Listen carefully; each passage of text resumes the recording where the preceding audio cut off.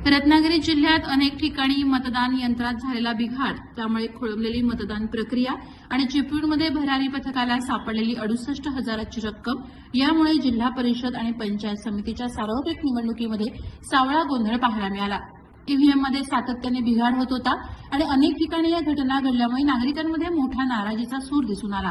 मतदारांना बराच वेळ रांगेत उभं राहावं लागलं, त्यामुळेच काही ठिकाणी मतदान प्रक्रिया 5:30 वाजल्यानंतर सुद्धा उशिरापर्यंत सुरू होती।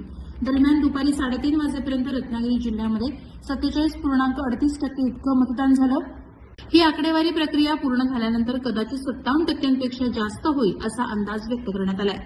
ज्या ठिकाणी मतदान प्रक्रिया पूर्ण झाली तेथून निवडणूक कर्मचाऱ्यांनी तालुक्याच्या मुख्य ठिकाणी ईव्हीएम मशीन जमा करण्याची प्रक्रिया सुरू केली होती।